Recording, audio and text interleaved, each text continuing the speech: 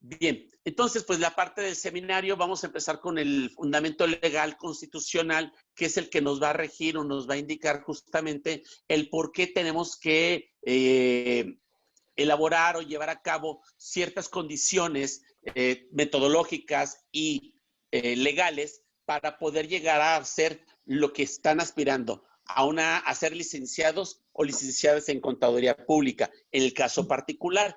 Entonces, la primera parte con la que vamos a empezar, obviamente, es el marco constitucional.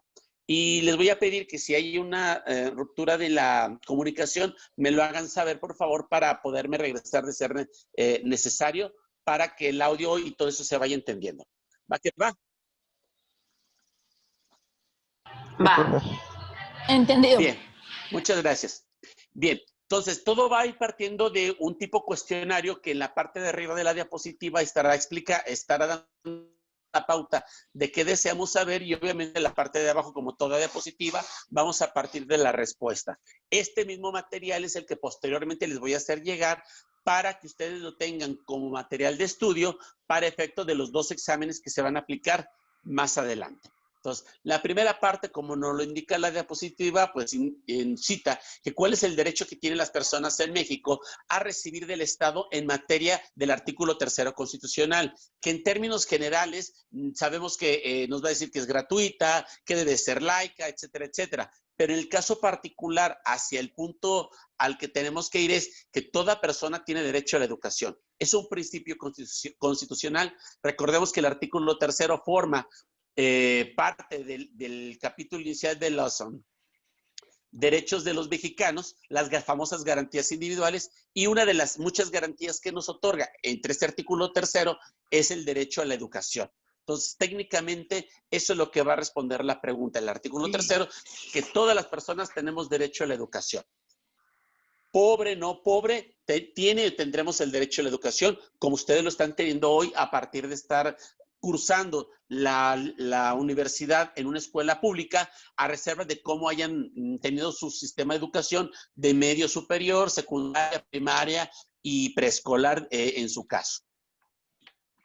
Creo que habrá desconocido para ustedes, es simplemente pues, cubrir con la formalidad del marco teórico a partir justamente de la ley madre, que viene a ser pues nuestra Constitución, ¿no? El artículo 3º, además de traer varios párrafos y poco más de 10 fracciones, esta forma parte del inicio del artículo 3º constitucional para que en su momento, si es de su interés, darse una escapadita por el artículo 3º constitucional, no tiene caso que lo compartamos todo, pero ir rescatando algunas cosas. En primera instancia, reitero, el derecho a la educación. En la pregunta, ¿desde qué nivel hasta cuál nivel? No lo cita así la lámina, pero yo lo cito. Se considera obligatorio por parte del Estado garantizar la educación. Hace algunos años lo único que marcaba era primaria y secundaria. Posteriormente, el mismo artículo 3º ha sido modificado para agregar otros 2 niveles más para formar 4, que es preescolar, primaria, secundaria y educación media superior. En ese sentido, como lo indica la lámina, son lo que va a formar el esquema básico de educación. En teoría, hasta el nivel de medio superior, bachillerato o técnico, será responsabilidad del Estado garantizar que ésta se reciba. El problema quizás lo vamos a ir encontrando en educación media superior, donde muchas veces no alcanzan todavía los cupos en un primer ciclo denominado calendario B para nosotros aquí en Jalisco. Sin embargo, el resto en teoría lo debe de cubrir el calendario A. Hubo una excepción justamente para este ciclo, donde inicialmente se hablaba que todo el bachillerato iba a ingresar porque se iban a utilizar medios electrónicos al respecto, pero de última hora, pues 5,000, y fue una noticia, que 5,000 no iban a ingresar y muchos se derivaron justamente a escuelas incorporadas. Y eso es el calendario B. Supondrá entonces que para el calendario A, todos aquellos que a lo mejor decidieron desertar por el esquema de la virtualidad y mejor esperarse para hacer un acto de presencia, pero bueno, por parte de la Universidad de Guadalajara dejó el espacio o creó los espacios necesarios para hacerlo. Mándeme. Creo que hay una compañera que dijo, bueno, puso que le digamos que si la deja entrar a la sesión. Sí, ya la di, gracias. Muy amable. Entonces, pues va en ese sentido, ¿no? Los 4 niveles ya citados son los que serán de carácter obligatorio. En una siguiente línea pregunta, cita, ¿qué garantía hay del Estado respecto al ejercicio de profesión en México? De aquí vamos a dar el brinco del artículo 3º constitucional al 5º. ¿En qué función? Bueno, ¿para qué estudiamos?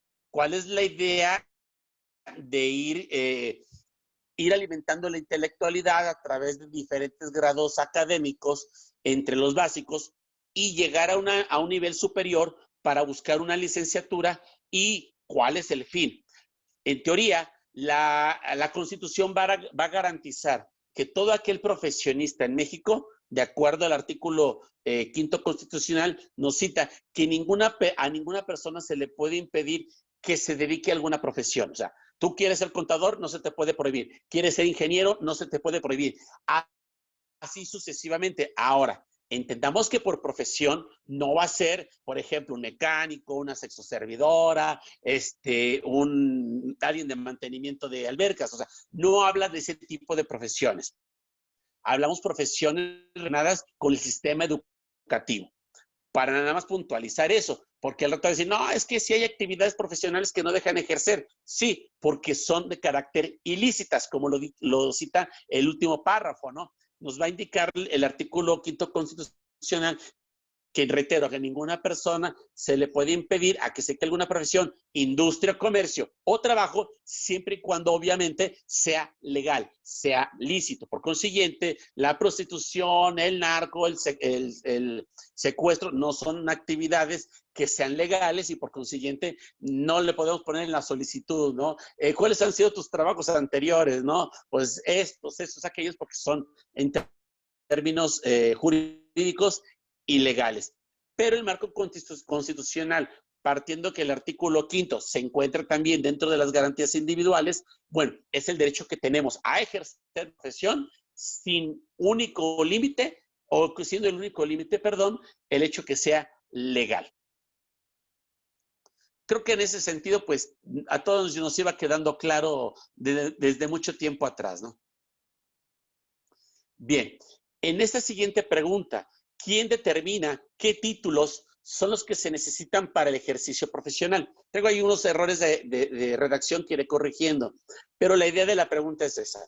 ¿Quién va a determinar? ¿Quién en México dice, esta profesión sí requiere título, esta profesión no requiere título? Bueno, como lo podemos ver en la pantalla, como parte de este artículo 5º constitucional, en su segundo párrafo, nos dice textualmente que será la ley.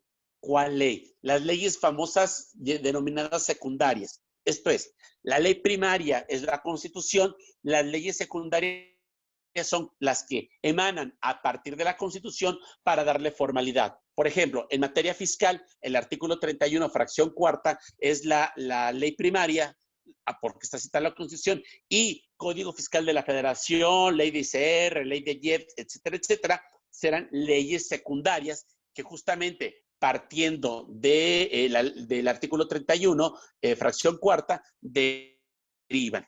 Otro ejemplo de ley primaria, a partir de la misma Constitución, es el artículo 123 constitucional, del cual emana la Ley Federal del Trabajo, siendo la Ley Federal del Trabajo ley secundaria. Entonces, partiendo de esta pregunta con su respuesta, será la ley es la que determinará una ley secundaria que en cada entidad federativa, ¿cuáles son las profesiones que van a necesitar título para el ejercicio profesional? En las cosas que deberán llevarse para obtenerlo y las autoridades que lo van a expedir. Esto es, la Constitución le da la facultad a una ley secundaria no federal, en este caso no federal, sino que le va a dar la facultad a los estados justamente para que creen sus propias leyes en función de sus necesidades para ver cuáles profesiones van a ejercer, que casi todos los estados tienen una misma coincidencia, pero podrá haber alguna diferencia. Si me preguntan a mí ahorita qué entidades son las que, por ejemplo, en Jalisco se obliga a manejarse y que en alguna entidad, en qué otra entidad del país no la hay, honestamente no les sabría decir. Pero sí les puedo citar que en Jalisco hay una ley que justamente vamos a tratar la próxima semana, perdón, en 15 días, ya que ahorita solamente vamos a ver las partes constitucionales, vamos a dar por terminada la sesión. Por eso quise dejarlo en un término medio el tiempo de explicación para poder no hacer esto tan largo y tan enfadoso e irnos por partes e ir fraccionando para que todo sea tan tedioso. Para ustedes, para mí no hay tanto problema. Digo, pues a mí me encanta platicar, como ya lo vieron la semana pasada, con el tema de la, bueno, con mi pseudotema de la, la parte relativa a la religiosidad del Estado, ¿no? Entonces, el Estado mexicano. Entonces, insisto, la Constitución va a dar al Estado la facultad para que haga su propia ley y ahí se hagan bolas cada uno. El artículo 5º constitucional, en su tercer párrafo, haciendo un paréntesis a este esquema de educación y aprovechando a hacer una pregunta.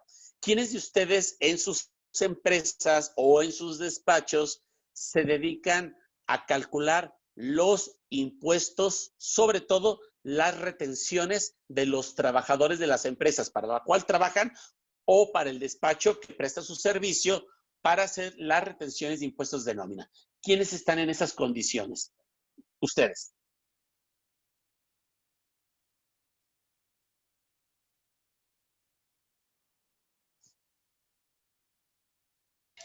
Yo, profe. Francia, platícanos, ¿estás en empresa, despacho? Yo ya sé, pero para los demás, ¿estás en empresa o estás despacho? Despacho. Ok. ¿Y tú haces el cálculo de los impuestos de los trabajadores? Sí, pues el que, más de una retención, lo que retienen, y es el que yo declaro, pero pues el que declara ya la empresa. Entonces tú no calculas nóminas, tú no timbras nóminas, la empresa lo hace y en el reporte contable a ti te lo pasan. Sí, pero tengo varias nóminas. De hecho, nomás tengo un empleado que tiene el salario, todos tienen salario mínimo, entonces solo tengo uno que es el que se le retiene y es muy poco. Ok. ¿En alguna de las empresas con las que trabajas también existen las retenciones, por ejemplo, de honorarios, en materia de ICR o IVA, o comisionistas de IVA? No, Ok, entonces esa persona que tiene retención de ICR es, supongo, un cliente del despacho. no, es que es de salarios. Es una persona que pues tiene mayor sueldo y pues a ver si se le retiene, se le tiene la nómina, pero es muy poco lo que se le retiene. Pero en cuestión así de clientes, pues no tenemos ninguno que le retengamos. Ok, a ver, déjame entender. ¿Sí me Entonces esta explico? persona No, ¿verdad? que le Creo que no. retienen, En sueldos y creo que salarios, no. solo tengo un empleado que pues sí tiene que pagar el ISR, pero pues al final con el subsidio se le viene, ¿cómo se dice? Dándole la diferencia. Ajá, pero solo es un Por empleado. decir algo, ¿y ese empleado a quién le pertenece? ¿Al Lo que despacho sí, o a una empresa que el despacho le cobra a esa empresa por hacer eso? al despacho, esa pertenece al despacho. Y tengo otra, pero no, esta ya es por intereses, que esa, por Oh, intereses, pues le hago la retención del ISR, pero pues ya viene siendo otra parte, ¿no? ok, declara subsidio entonces, ¿verdad? Sí, Ok. ¿Y cuánto le paga el fisco al despacho por tener ese trabajador y hacer el cálculo de retención y subsidio? ¿Cuánto le paga el gobierno al despacho por hacer esa chamba? no sé. No. A ver, No, ok, dejémoslo ahorita ahí. Alguien más que está en una condición muy parecida, pero que a lo mejor haya un poquito de volumen de trabajadores donde sí haya retenciones, ya sea de honorarios, por profesionistas, comisionistas, más de 5 o 6 empleados que estén timbrando y que sí estén reteniendo impuestos sobre la renta y que lo estén enterando al fisco. ¿Alguien más aparte de ella? yo no, profe. Son cerca de 20. ¿Ninguno está trabajando en esa área?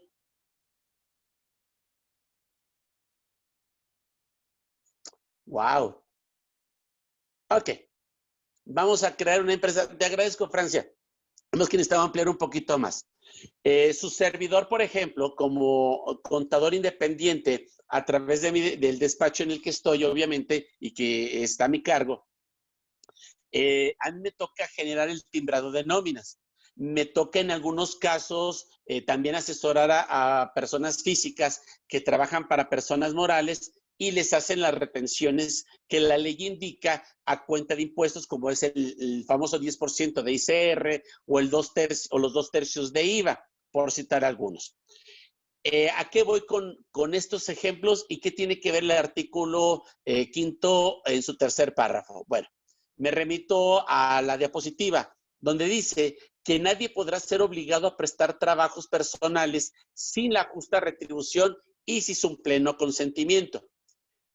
¿Quiénes son los que le deben retener los impuestos a los profesionistas si esta es persona moral? Esto es, existe una persona moral, existe el profesionista y en consecuencia la persona moral, cuando le va a pagar al profesionista, la ley obliga a la persona moral a hacerle dos retenciones, el ICR y el IVA. Y al retenerle el dinero a la persona física, la persona moral le tiene que pagar al fisco dichas retenciones. La pregunta que le estaba haciendo a Francia es la misma pregunta que ahorita hago a los demás. ¿Ustedes saben cuánto le paga el gobierno a esta empresa por retenerle el impuesto a la física, quitárselo y entregárselo al fisco? ¿Saben cuánto le paga el fisco a esta persona moral por esa chamba? ¿Alguien tiene idea? Pues nada, ¿no, profe? Creo. ¿Por qué? ¿Por qué crees que nada? Pues es que se supone Es que como nada más pues lo retienen y se lo entregan al fisco, pero tampoco es, o sea, bueno, es como un impuesto aparte, creo. Ok, ¿alguien iba a comentar algo? Perdón. ¿Alguien aparte de José iba a comentar algo? No, yo dije que era así como una, pues, obligación como tal, no era así como que le está haciendo un favor al fisco. Ok, y si el artículo 5 en su tercer párrafo nos dice que nadie será obligado a prestar un servicio personal sin la justa retribución, significaría que las empresas están trabajando de a gratis para el fisco para recaudar en nombre de él. En teoría sí. Ok, entonces estamos siendo explotados por el gobierno porque estamos trabajando para el gobierno para recaudar y nos lo imponen en una ley donde dicen que si no lo retienes tú eres el del problema, pero también no me estás pagando fisco por hacer tu chamba de recaudación. Y lo cito por lo siguiente, si no lo sabían, se los platico. Los bancos, cuando el contribuyente va a presentar su pago de impuestos en ventanilla bancaria, es verdad que el contribuyente en ese momento solamente paga el impuesto y no paga más. Pero cuando el banco toma la declaración y le dice al gobierno, mira, todo esto cobré por tu cuenta en ventanilla bancaria y ocupé a mis cajeros trabajando para ti, te digo, mira, por cada declaración que yo reciba en el banco, en ventanilla, fisco, tú me vas a pagar una lana. Y entonces el banco está cobrando por recaudar y le está cobrando al fisco por la chamba de recaudación. Eso si no se lo sabían, se los comparto. En consecuencia, ¿qué pasa con las empresas cuando hacen la misma chamba? Pues simplemente pues no le pagan y en consecuencia estarían infringiendo en términos constitucionales el hecho de que las empresas estén estén haciendo la labor del fisco de a gratis, mientras los bancos sí están cobrando por esa chamba. Yo ahí se los dejo, mastíquenlo, piénsenlo. Si alguien en algún momento dado se quiere aventar un problema fiscal por este detalle para evitar hacer la chamba de a gratis al fisco, búsquese un excelente fiscalista que les ayude a quitarse este problema. Yo ahí se los dejo, ahí está el fundamento, mastíquenlo tantito y ahí se los dejo. Oiga, profe, y también hasta cierto punto lo harían como sin su pleno consentimiento, ¿no? Porque es como, o sea, como dicen, pues lo están obligando más que nada. O sea, no solo como que no le pagan bien, sino que aparte, pues es sin su consentimiento, porque no me imagino que las empresas quieran hacer eso por puro gusto, o no sé cómo decirlo. No, y te lo voy a poner con otros nombres aprovechando, tecnicismos, ¿no? Si hablamos de patriarcado y feminismo, lo que no se hace con pleno consentimiento se llama violación. Ponle como quieras el ejemplo. Entonces, en consecuencia, hay una violación a nuestros derechos constitucionales donde, aparte de que me estás obligando, peor cosa, ni siquiera me lo estás retribuyendo y ni siquiera me estás preguntando si quiero. 1, 2, me lo estás imponiendo y aparte no me estás pagando. Entonces, imagínense, ¿no? Ahí se los paso al costo. Mastíquenlo ustedes, pero eso se le llama violación. Cuando hace las cosas sin pleno consentimiento, y eso los abogados lo saben perfectamente. Pero bueno, seguramente nadie ha querido meterse en un pleito en ese sentido por este detalle, pero pues ahí está, y ahí se los paso. Pero es que todo el mundo lo hace. Bueno, el que todo el mundo lo haga no significa que sea lo correcto. Pero también se lo Bien. puedes manejar como algún beneficio a tus empleados, ¿no? Porque pues les estás ahorrando el tener que hacerlo ellos,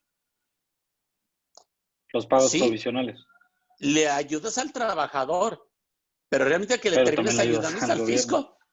Sí. Porque es más fácil que el fisco controle 1 millón de empresas a que controle a 20 millones de trabajadores.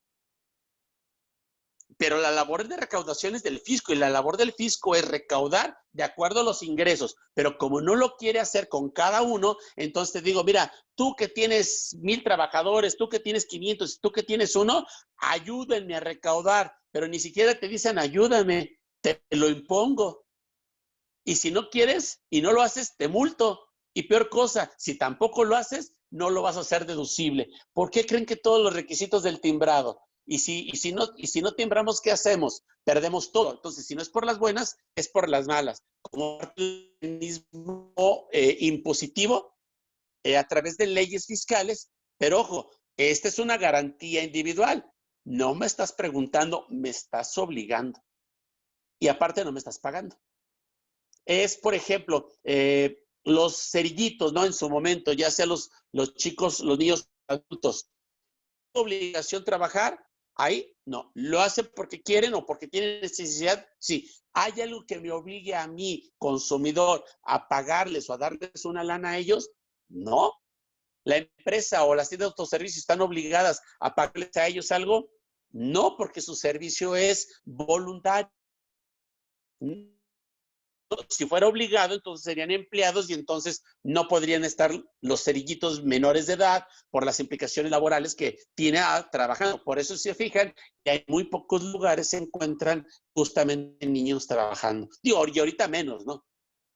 Pero ojo, no es la facilidad del trabajador. ¿Sabes qué, trabajador? Ahí arréglense con el fisco. A mí poco me importa si pagas o no impuestos, sino que a mi empresa sí me das la carga, incluso no nada más la mía, la de terceros, como lo pueden ser trabajadores o profesionistas. ¿Va? Es complejo, pero es muy padre todo este relajo. Incluso ahí se los dejo como un material de tesis, ¿no? ¿Por qué tengo que trabajar si la ley o la Constitución me dice que no estoy obligado y menos con la justa retribución? Yo todavía como contador no tengo problema. Oye, contador, ¿me calculas la nómina de mis trabajadores? Va, pero ¿sabes qué? A mí me contrataste solamente por llevar tu contabilidad, no llevar las contabilidades o los registros o retenciones de los trabajadores. Ah, sí, cierto, vas a chambear más. Sí, en consecuencia, pues te voy a cobrar más. Ah, bueno, entonces fíjate, toda la empresa contrata que haga la chamba a otras personas para poder cumplir con el fisco. Y no hablo de los impuestos propios, como es el ICR y el IVA. Estoy hablando justamente de las retenciones de terceros por cuenta del fisco. Ahí se los dejo. ¿Va? ¿Alguien alguna duda o alguna pregunta hasta aquí? Creo que esto es básico constitucional, ¿no? No, Y profe. ahí les dejo esa Sí. piedrita en el zapato por si se la quieren acomodar o quieren que les siga doliendo, ¿no? O querer sentir todavía el pie del fisco aquí, pues ya estoy acostumbrado, ¿no? Todos estamos aquí, pues no hay problema, ¿no? Ahí lo Y al llevamos. rato, profe, como 2,000 amparos a la vez. Bueno, o sea, el detalle es, una cosa es entender que lo vamos a tolerar, pero una cosa es decir que si es legal, porque está en una ley, pero hay una ley superior que de acuerdo a esas condiciones no aplica la constitucionalidad. Por citar otro ejemplo, ¿no? La rifa del avión. ¿Por qué no entregaron el avión a través de la Lotería Nacional? Que era lo que inicialmente el presidente dijo. Vamos a entregar el avión y salieron los memes, ¿no? ¿Cuántos memes en las cocheras? O yo llegando a mi colonia en el avión. ¿Por qué la Lotería Nacional no lo pudo entregar el avión? Porque la ley le prohibía entregar o hacer premios en especies, todo tenía que ser en efectivo. Entonces, de la idea loca que tenía el presidente de rifar el avión, pues se hizo la rifa del avión sin el avión, en entrega en efectivo, compró los boletos y todo lo demás que ya hemos visto. ¿Lo apoyan o no lo apoyan independiente? Eso ya es harina de otro costal también, ya sería un tanto político, ¿no? Y ya de por sí todo se politiza. Bien. Partiendo ahora de lo que ya compartimos hace un momento, de que es a través de las leyes de los estados que la Constitución le va a permitir a las entidades federativas a indicar qué profesiones son las que requieren título o no, viene esta primera pregunta.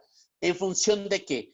¿Qué ley existe actualmente y por quién fue creada para cumplir con la parte del artículo 3º constitucional en materia de qué ley, en este caso en Jalisco, es creada para cumplir con el marco constitucional de indicarnos qué profesiones requieren título profesional?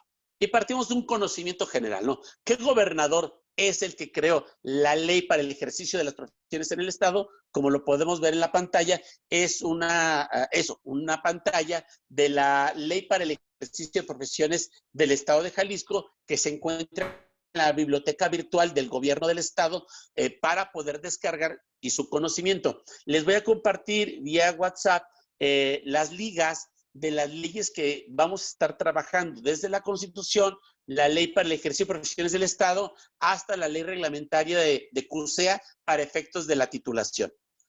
Y pues aquí nos dice que es en esta imagen que fue justamente el ingeniero, bueno, no cita el ingeniero, pero es el ciudadano Alberto Cárdenas Jiménez, para darnos cuenta desde hace cuánto existe apenas esta ley que es vigente todavía en nuestro país.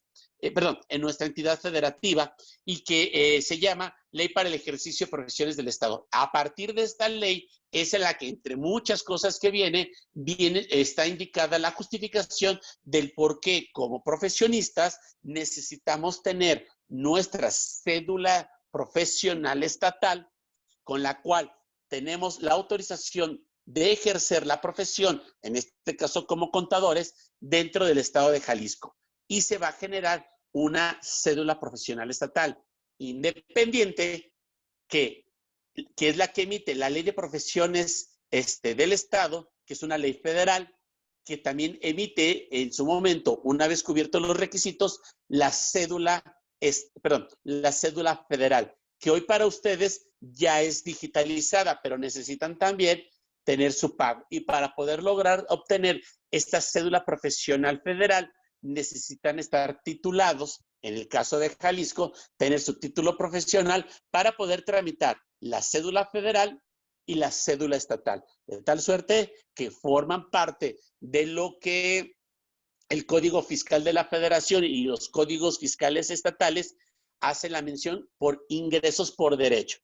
La Federación, a efectos de entregarte la cédula profesional federal, ocupas pagar un derecho que está marcado en el Código Fiscal de la Federación a través de la Ley de Profesiones del Estado como parte de un pago. Y a través de la Ley del Ejercicio para Profesiones del Estado, de acuerdo al Código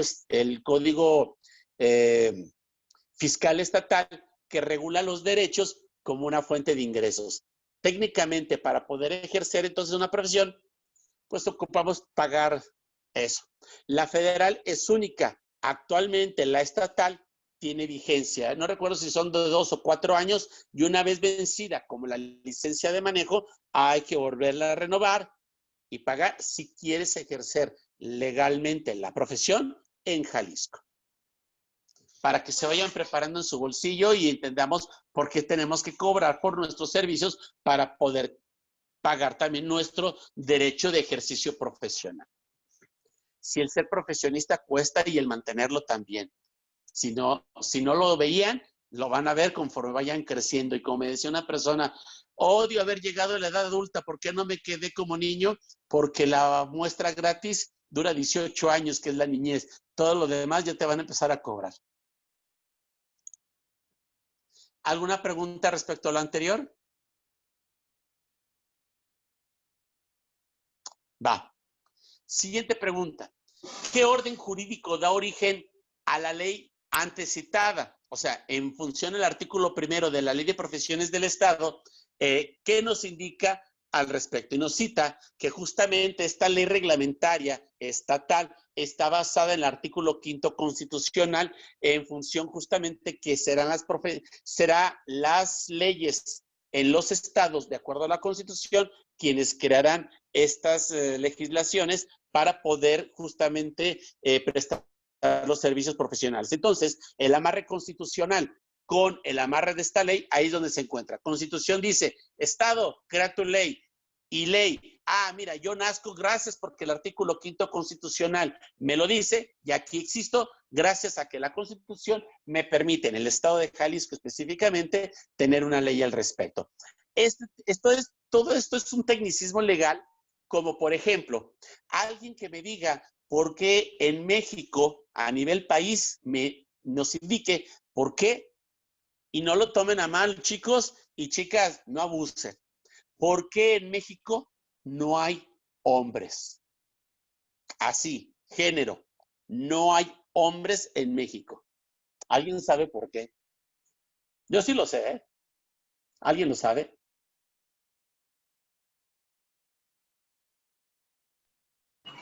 No, profe, ¿por qué? Yo no. No, profe. Oiga, iban a decir, oiga, pero si usted es hombre, ¿por qué? Ojo, quizás por género. El artículo 4 constitucional, y ahí se los dejo de tarea para que si lo quieren checar y googlear para que me desmientan o no. El artículo 4 constitucional cita, entre varias cosas, que el varón y la mujer son iguales ante la ley. Lo que reconoce la Constitución por género masculino es varón, no hombre. En términos jurídicos, habemos varones, no hombres. Y en términos de género femenino, lo que sí existen son las mujeres porque le da la misma igualdad a la mujer que al varón y que el varón igual que la mujer. Y es justamente a partir del artículo 4 constitucional que las mujeres y los varones, en su afín de crear vínculos sentimentales, que de forma tradicional, conocedora e histórica, hablaba del matrimonio en función. Solamente el matrimonio existe entre hombre y mujer, varón y mujer en términos constitucionales. Y entonces las parejas con el mismo sexo dicen, bueno, no me puedo casar yo hombre con otro hombre y una mujer con una mujer. ¿Por qué no me lo permite? Si la propia Constitución me dice que tenemos los mismos derechos. De ahí toda la gama de legales y a favor y en contra, pero por eso la Suprema Corte dictó como válido el matrimonio entre personas del mismo género. El problema es que este tipo de reglamentación de matrimonio viene también, así como el Estado, viene a regularse a través de las leyes del registro civil para poder decir, por lo menos en Jalisco, de acuerdo al Código Civil, el matrimonio solamente existe entre hombre y mujer. Ustedes me dicen ahorita, pero ¿por qué esta palabra hombre si usted mismo acaba de decir que no existen? Existe un reglamento en el Código Civil de Jalisco donde hace la aclaración que para el Código Civil, el término varón y hombre son los mismos. Entonces, este tecnicismo legal en el Código Civil es justamente para poder hacer la referencia hombre-mujer en referencia de legalidad respecto a la Constitución.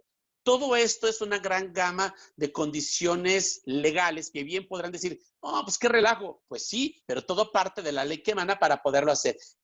Y ante esa condición, en la ley que regula al civil para efectuar matrimonios, sigue en Jalisco, por lo menos, que el matrimonio solamente existe entre hombre y mujer, no entre hombre-hombre o mujer-mujer, matrimonio como tal. Sin embargo, ya ha habido personas que del mismo género han logrado que los registros civiles en Jalisco ya puedan hacer que los casen, pero tuvieron que hacer lo siguiente, tuvieron que presentar un juicio ante la Suprema Corte de Justicia de la Nación para que obligue al registro civil en Jalisco y le diga, oye, juez del federal de la Suprema Corte, mi juez del registro civil no me quiere casar porque nos vamos a casar mi pareja que es del mismo sexo y pues dicen ellos que, pues, que tiene que ser hombre y mujer, que no pueden ser del mismo género, y el juez del registro civil puede decir,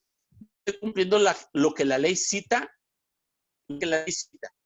Suprema Corte, mira, recuérdate que hay una igualdad entre uno y otro, por favor, cásalos. Bueno, yo los voy a casar, no porque la ley Jalisco lo indique, sino porque la Suprema Corte lo marcó. Tecnicismos legales, definitivo. Es la única manera en Jalisco para poderlo hacer. Si desean o conocen a alguien que quiere evitarse ese término legal, está muy fácil. Por lo menos me consta que en la Ciudad de México sí se puede y sin ningún problema.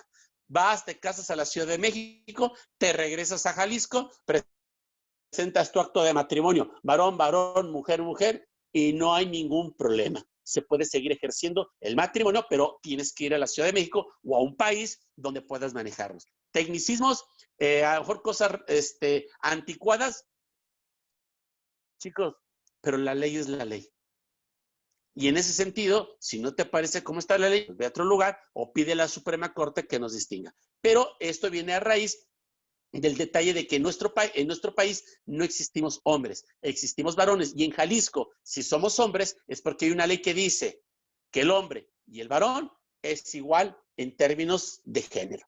Eso, para su conocimiento, si no lo sabían. Si lo sabían, excelente. No les digo que hagan una tesis tesina de esto, porque es materia jurídica y no es materia de la contaduría.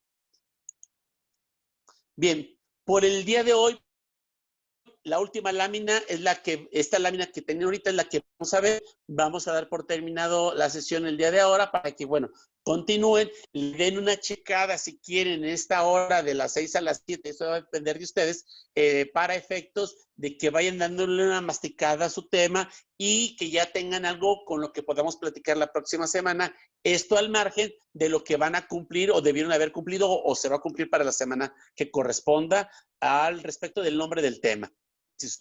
Sí, Jackie. Maestro, yo tengo una duda. Se Sí. supone que para la próxima semana ya tenemos que tener nuestro nombre. Entonces, cuando estemos como en la sesión individual, ya tenemos que traer más o menos información de nuestro tema de tesina, como para que usted nos retroalimente. Sería muy bueno para no centrarnos solamente en el nombre del tema. Así como ahorita pasó con tus dos compañeros, ¿no? Oiga, estoy vislumbrando esto, a ver, vamos aclarando qué es lo que quieres. Bueno, es que tengo la idea, pero no he checado material. Sí sería muy bueno van a checar material, porque, por ejemplo, en el caso de tu compañera que nos citaba, en México, cómo las pymes van a apoyar. Bueno, México es muy grande. Si vas a hablar en ese punto, dime cuál es la esencia, cuáles los temas que más o menos, no te digo que hayas leído a detalle, pero sí ideas de material para poderte apoyar a través de lo que me corresponde a mí como profesor encargado de la materia, ayudarte a buscar el nombre adecuado para que no sea algo general. Por ejemplo, voy a decir a lo mejor una tontería, ¿no? Pero voy a hacer la tesis del profesor Luis Arturo Saldaña Muñoz. Ok. ¿Y qué va a ser? La vida del profesor Luis Arturo Saldaña Muñoz. A ver, la vida, ¿toda? ¿O solamente su parte profesional, su parte privada, su parte de matrimonio como padre? No. Prefiero mejor hablar de la vida de Luis Saldaña y su paternidad. Entonces desglosamos un montón de cosas, las hacemos a un lado y nos vamos con la paternidad. ¿Y quién sería un testigo fiel de esa paternidad? Mi hija. Y tú podrías entrevistarla a ella y preguntarle a ella cómo es Luis Saldaña como papá. Digo eso en este término, que lo ubiques respecto a tu tema, ¿qué es lo que quieres? Hablar del todo, y si es del todo, pues entonces tendrás que entrevistar a Luis Saldaña en 5 cosas. No, nada más esto. Ah, pues tu tema igual y funciona a eso. No sé si la analogía ayuda un poco. Sí, sería como ya tener más o menos el nombre que queremos ponerle a nuestra tesina y tener como ciertos puntos principales y ya de ahí hacer una depuración, ya para que usted nos retroalimente y ya empezar como a avanzarlo. Así es, porque no tiene caso que empieces una super investigación y que vas a presentarte una tesina de 400 hojas porque vinculaste a todo el país, como dice Andrés Manuel, que recorrió en todo el país, ¿no? Y en 18 años lo conozco perfectamente, entonces, si lo conoce perfectamente, entonces sabe muy bien por dónde llegarnos y qué es lo que queremos escuchar, ¿no? Sí, sí, Por sí. citar un ejemplo.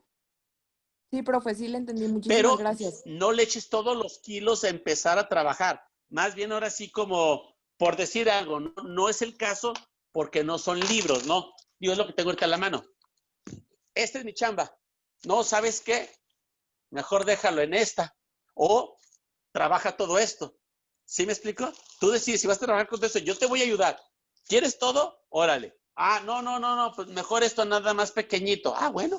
Pero entonces obviamente tu tema va a cambiar. La visión del tema va a cambiar y la visión general a lo particular también va a cambiar y esa es mi parte de apoyo uno a uno, justamente porque si todos me hablan a la vez, pues está medio caramba. Esta debería ser la dinámica en sesión presencial, ¿no? Citarlos a alguno, a ver, aquí en corto, junto al escritorio, a ver, ¿cuál es tu tema? Ah, bla, bla, bla, bla, bla, y apoyar en ese sentido. ¿Va que va? Sí, profe, muchas gracias. Profe. Bien. ¿Alguien más alguna otra duda respecto a algo respecto a este último punto que su compañera estaba tocando para su caso particular?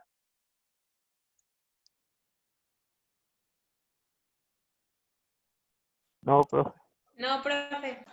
Bien, vamos a dejarlo entonces. La idea era terminar a las 6 de la tarde, entonces no tiene caso de tratar la lámina. Digo, gracias a su compañera, en buen término, tocó un tema que es importante para poder vislumbrar lo que van a terminar de hacer en la semana. Entonces, lo dejamos así y retomo la parte que corresponde a este marco teórico en 15 días. ¿Para qué? Para que la próxima semana en este 1 a 1 ayudarles y apoyarles con su tesis tesina en lo que hemos estado hablando y que puedan después tener otros 15 días para terminar de afinar, poder igual en el 1 a 1, a ver cómo quedó. Ah, ya quedó así, perfecto. Oye, ¿qué material tienes? Porque sin querer queriendo me va a tocar hacer la doble labor, la labor en el punto de forma de su tesis tesina y en el fondo, porque supondría que el fondo tendrían que verlo con un tutor. Si tienen con quién tratarlo, adelante. Ya nada más conmigo ven la forma. Si no, bueno, pues obviamente tendrá que ser en función a esto para irles apoyando en ese sentido. Entonces, por eso vamos a estar dando brincos de 15 días a cada tema. Cada 15 días estaremos viendo las cosas relacionadas a tesis y tesina y cada 15 días vamos a estar viendo el marco teórico que corresponde al programa.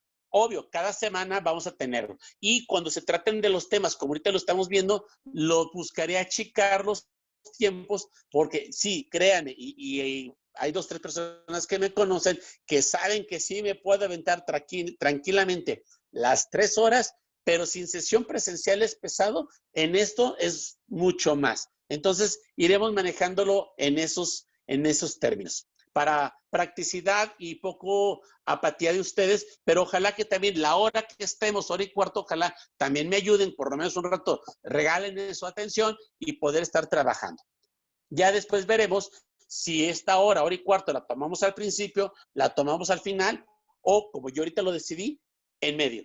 Ni tanto que queme el santo, ni tanto que no lo alumbre, como Franciano lo sugería, pues mejor vamos empezando. Habrá quienes digan, no, mejor al final, o quizás mejor a la mitad, pero eso lo vamos a ir viendo poco a poco.